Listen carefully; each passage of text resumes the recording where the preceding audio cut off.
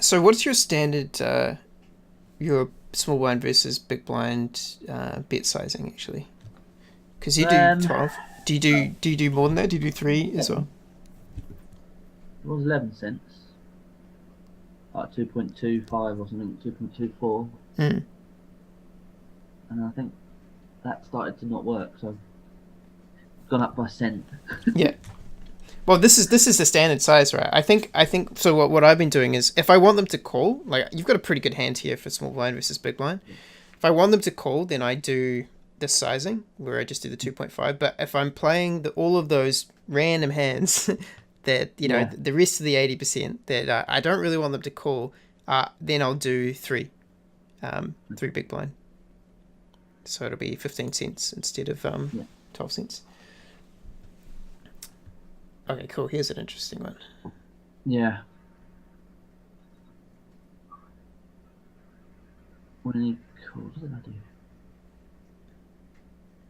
Interesting. Okay, so you bet your value, your second pair value hands. What's the thought process behind this? Yeah. Small blind, big blind, so Mm. his range is still wide. So I still think I'm strong, Yeah. I think you're very strong here as well. strong hand against in this position. Yeah. Um, so I sort of thought I wanted to get a call from him. Mm. Um, so I thought 7x would do so. Yep. And I don't know, A6 would have re-raised or not, but so some A6s would have re-raised the pre-flop, but Mm. I don't know, it's hard just to go, right, he's got an ace, so I thought I'd bet a third, Yep. little probe, um, and then he min raises, cheeky bastard. Yeah. Um, so obviously then I'm thinking maybe he does have an ace, some sort of ace two or ace three, something like that. Yeah. Or a queen. Yeah, or a flush draw, something like that. Yeah, or flush draw. So Pocket pair. Yeah, random stuff. yeah, so I think I just called. I think for him, I mean, if he's got a flush draw here, I think it's really smart. Sorry, or a straight draw. I think it's really smart to do that little raise because that means he gets a free street because you don't want to bet the next street, right? Um, but I don't think it's that they think about it like that. I think it's more like he's generally got a hand here, like what you're saying, like a pretty good value hand, a6, and he just wants to get the pot up. It's very unlikely Yeah, that he's got two broadways like King Jack, uh, Queen Jack as well, because he probably would have raised, like you're saying. Obviously, there's he might not, but yeah, I think what you're right. It's most likely got a6. no, I'm still thinking ace. I don't like half pot bet though. Hmm. Yeah, I wouldn't mind folding here either. It's like, so this is what I've been thinking in a lot of these situations is that, uh, like this doesn't actually happen that often, and like a lot of the time that I have played out these hands, that they've just had a better hand than me, and I just lose money from it. So like I just do what you do, even on those little re raises where I'm like, okay, what am I actually going to be have to calling next street? Yeah, How much value have I actually like? Do I actually have that much value here? And yeah, sometimes I can even fold on the flop with hands like this, which is it could be a leak, but this like if they're betting the on the flop, like they're raising us on the flop, they're not hmm, they're not thinking about like, oh, I've got two, I've got a flush draw, I want to re-raise so that they're not going to bet into me next street so I can get a free street for my flush draw. Like they're not thinking about that stuff. They're just thinking, I've got a value hand. I want to raise the pot up, and that's basically it. yeah. It's not like, oh, I've got a bluff. What am I going to get him off in the Yeah, flop? yeah. Well, it's very Um, uncommon, right? It's very uncommon for that to happen. yeah, I mean, unless you're unless you're c-betting, Mm. obviously, because I guess I don't know the percentage, but 65% of c-bets are bluffs probably. Yeah. Miss the board and you're just c-betting. So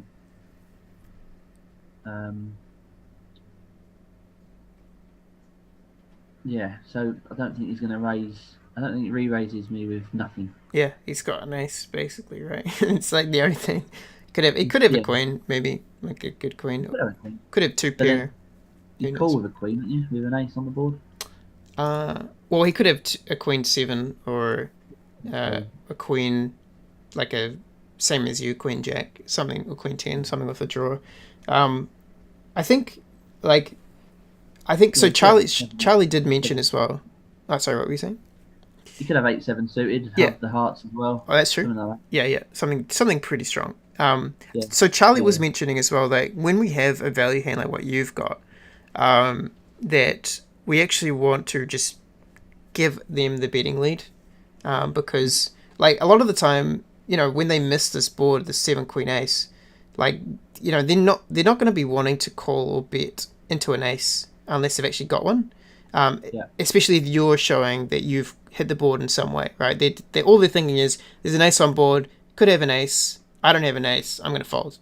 And so what Charlie was saying is that we actually want them to bet with their ear. So we want them to say, oh, he's missed the board, I can rip an ace, and then they start betting, and then we just call them down with our value hand, right? And then if they start betting super big, like if they're betting over half pot, or if they don't slow down, like if they bet on the river, we can basically say, people don't bluff on the river, so I'll just give him the benefit. I'll just say this time he's got the ace, but a lot of the time we can make a lot of money by them being like, I can bluff in this spot when they normally wouldn't be calling or betting at all. Just because, you've given them the betting lead. Yeah. So that's what I've been doing a lot more as well. It's like treating this as like more of a, giving them the betting lead so that they can bluff into me, because 2-0 players will do that when you give them the betting lead. Or 5-0 will do it as well, a lot of the time. But there was definitely a big adjustment I made pretty recently as well, and it seems to work out. It also means that the pot's a lot smaller, right, in these situations, because you don't get the re-raise. They just bet straight away, and if he's betting, if he bets on the flop 16, and you're like, well, he's betting huge after I've just missed, I can call one street, but if he bets again pretty big, then I just put him on a good hand and fold. I think I only called because I had the jack of hearts. Yeah, that works too. I think I remember. Yeah. And then no heart 10 again. It's ace 10 is a hand you could have. Yeah. So I'm pretty sure I'll give it up now. Yeah, I'm fine with it as well. I think calling you might be able to do as well, because it can be. There's a lot of things that he could have the flush draw. There's a lot of cards that he could have that miss, and then also you've got the potential of hitting like a 2-pair or a king. And so, it's like it's kind of. You're right. Yeah, because I think if you hit those things and he's betting into you, he's got an ace. So you can basically say right now, he's got an ace. People don't fold aces. If I hit my jack or queen or king, then I can basically stack him because people don't fold aces. So you can say that as well, I think. And he's a fish. And he's very, yeah. Well, he didn't have 100 big blinds, so No. I'm guessing they folded. There must be one more hand because I lose a bit more money. Maybe this one. I think it was this one, yeah.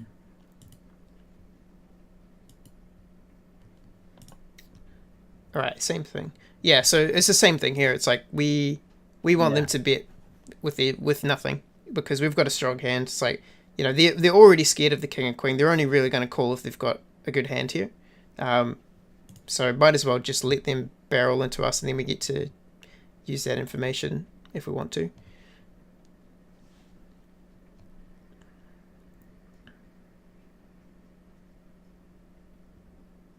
Yeah, because it's like when he calls here, what's his range realistically? Because recreational players overfold, right?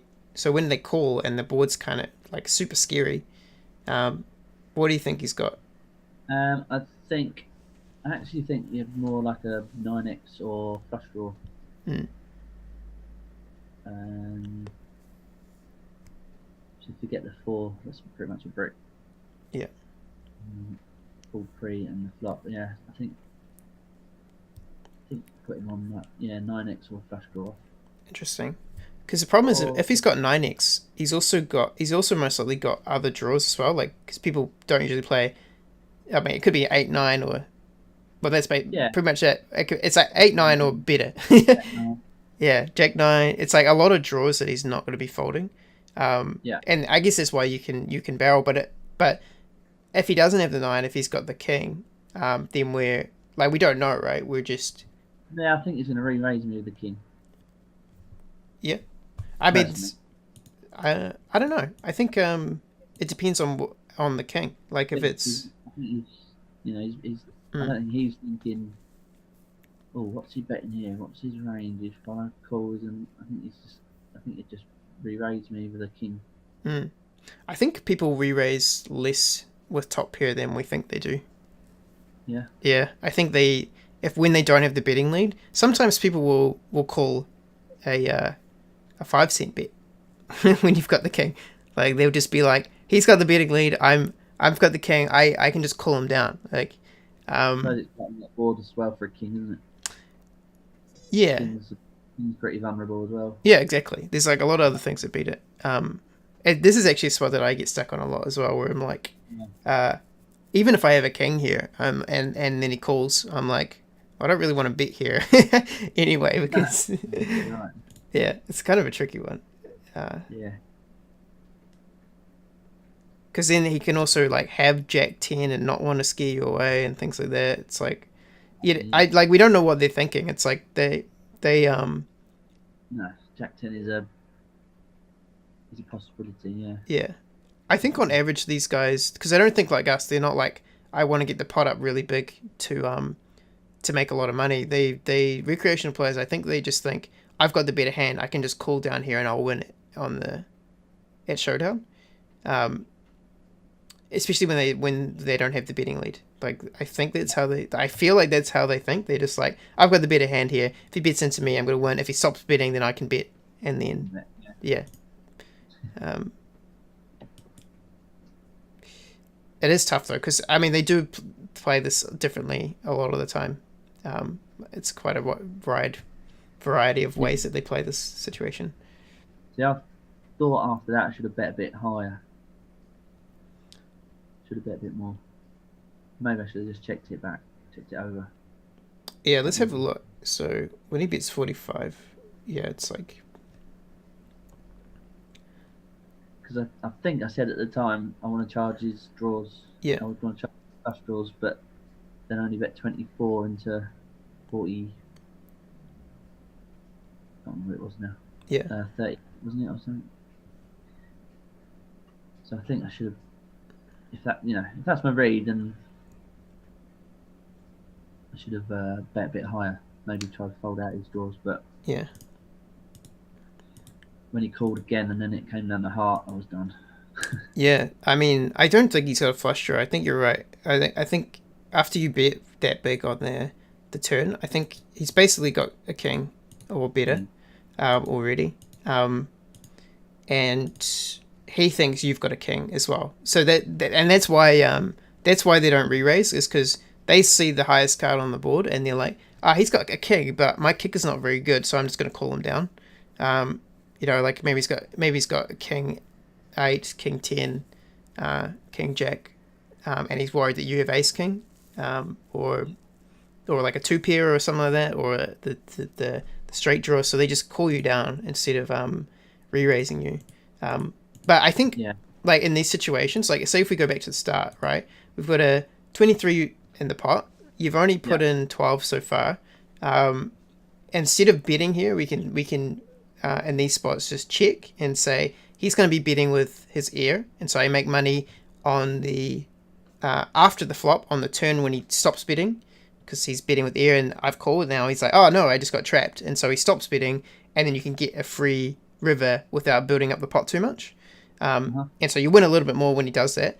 Or what he's going to do is, after he bets on the flop, he'll continue betting on the turn, and then you can say, well, if I'm not improving on the turn, then I can put him on a better queen or a king, pretty much, because he's continuing to bet.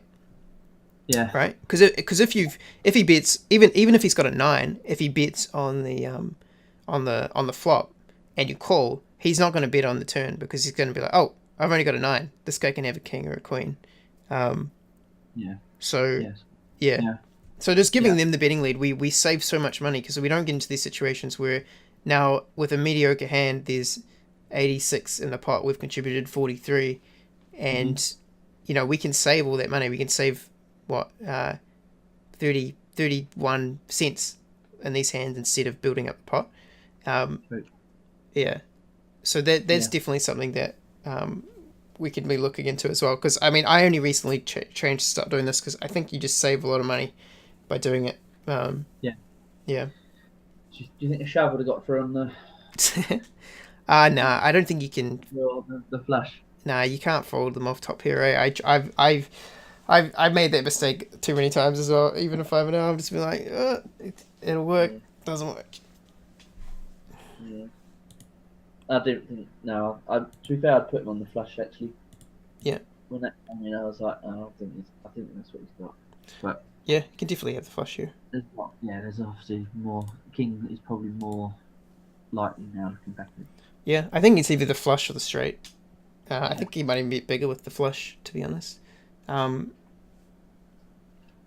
Yeah. I think he's one of those where I've checked now. I've sort of given up on it. Yeah, it's fine. But then, I don't know. You don't know how deeply they think about these things. Yeah. No, but that's what we need to figure out, right? Because if we know what they're thinking about, and it's like ingrained in our head how they think, then we can make a lot better decisions. True. Cold.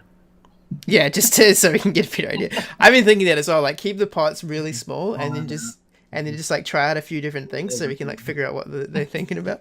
But I think that's what Charlie's masterclass is all about, right? It's about learning. Like, I don't know if he says it specifically, like, this is how they think, so this is why we do these actions. But it's definitely why we do the actions that he told us he's been teaching us. No, I didn't. But I mean, I've got so much help from people that it's pretty much very similar. I mean, they've been telling me basically what's been going on. But anyway, so yeah, that was pretty cool. What do you reckon the top 3 things that you learned from doing this were? Bet sizing, small blind, big blind, ranging. Yeah. Wait, what do you mean by bet sizing? Oh, your non-even bet sizing that you mentioned. Oh, yeah. And also size of the small blind, big blind sizing. And just opening wider in general in there, yeah. Opening wider in general and the small blind, yeah. I didn't know you could open that wide. It's super wide, eh? It's almost scary, isn't it? Yeah, I know, right? Well, you can try it out. I mean, it works. It works for me. I'm not sure. It seems to at least. Yeah, well, I mean, yeah. I don't know if it's a small, 1,500 a small sample for one position. Yeah. So yeah, that's something I'll be working on definitely. And then what you've been saying in those last 2 hands about letting them have the lead.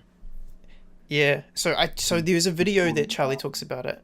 I think it might even be the 2NL one with Adam. Okay. He says, so the exact thing he says is when we have a value hand, not a monster hand, when we have a value hand, small blind versus big blind, we want to check so that our opponent bets with their ear. And he says it multiple times in multiple videos as well, because we make a lot of money when they bet with the ear, because they give up. They give up in future streets if they don't have anything. If they got something, they continue a lot of the time. Sometimes people will bluff, but most of the time people will give up, and you just make that extra money.